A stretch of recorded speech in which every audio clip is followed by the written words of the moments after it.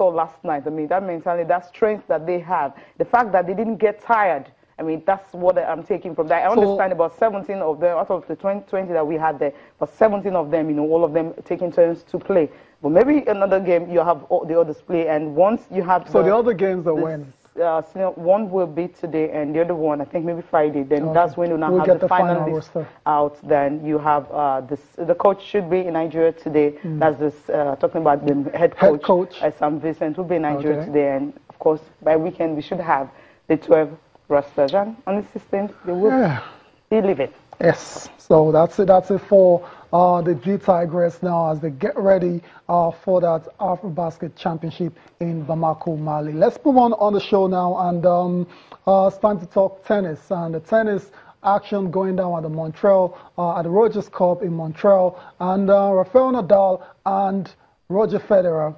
They started on a very easy note because they won the games in straight sets and they threw to the next round. Cecilia, Roger Federer playing his first game after that mini break when after winning the Wimbledon. Yeah, he returned to action and it was very easy for him to progress to the next round. So Roger Federer advances with a 6-2, 6-1 victory over Canadian Peter Polansky in Montreal, so he's through to the next round.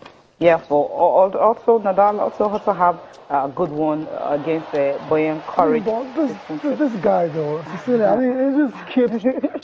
It will never cease to amaze me. And also, it's 36 now, right? 3 minutes, yes, his birthday. Yeah, birthday was just a couple of days ago, right? Yeah, I think that was on Tuesday. Yeah, his birthday was on Tuesday. I mean, and especially a guy like this, 6'2", 6'1", less than 53 minutes, less than an hour.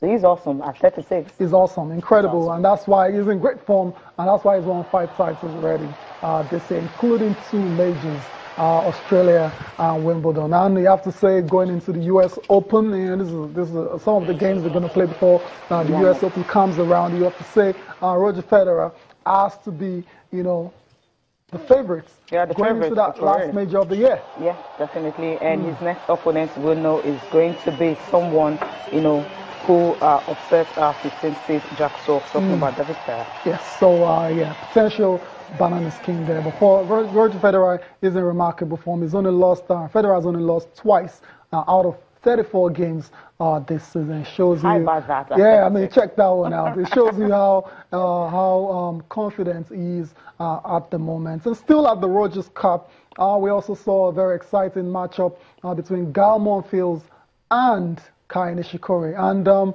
just when everyone thought Gael Monfils was down and out, he staged a remarkable comeback in that game to defeat Kai Nishikori 6-7, 7-5, 7-6. And Cecilia, this guy is being touted as one of those guys that will, go on to win a major. He hasn't done it, but it's never a dull moment watching this guy. It's always fun whether he wins or loses. Okay, I mean, for Gael Monfils, I think for him to have been able to save that 4-match point, 4-match points, it tells you a lot about him. But then he's just one of those journeymen who just comes sensational, plays some spectacular game, and all that. At the end of the day, he just doesn't get the win. No, he's not a journeyman. Okay, he's not. He's not a journeyman. Okay, don't do that to him. Okay, you know what? Let's listen to Roger Federer. Maybe he's got some news for those youngsters. I think this tournament I'm trying to play, with confidence that I gained through the grass court season. Yet, I have to adjust my game a little bit just because the bounce of the ball is so much higher here than at Wimbledon, and there's wind, which in Wimbledon we didn't have much of. So I think that it's just really see how it goes this week, and then, learn from this week. Okay. All right. Kai was talking about Nadal, who also have a fantastic time in his opening round against Boyan Courage, 20-year-old. He just took that in 71 minutes, facing just 1 break point in the game. Yes, Nadal, has begun his quest to be world #1 again by winning in straight sets against Boyan Courage. 6-1, 6-2. This one was supposed to be a very tricky affair for him because Nadal had lost the previous 2 matches against Courage, but with a fully focused Nadal, physically fit Nadal, he just dispatched his opponent with ease. His eyes on the prize. With ease. Of retaining, 6-1, 6-2. regaining the top sport in the world, so you would say.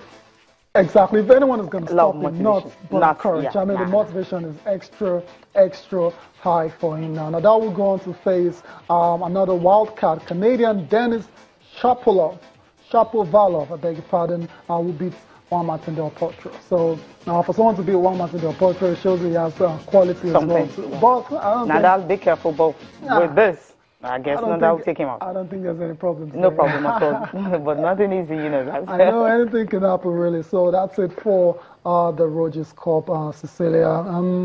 Where are we going next? Table tennis now. Talking about some of the girls that were in action in the women's singles qualifiers at the Teslim Balogun Stadium, talking about the 2017 ITTF Nigerian Open. It was a fantastic day for most of them. But for Esther Oribamiche, she just couldn't. It wasn't a good one for her because she lost in 4 straight sets, not even getting anything out of the game against a 37-year-old Russian. So, you know, I think the thing is... How old is Esther? Okay. Esther's about 15, 16. Still a teenager, She's still a teenager, so I can understand why it had to, you know, be like that.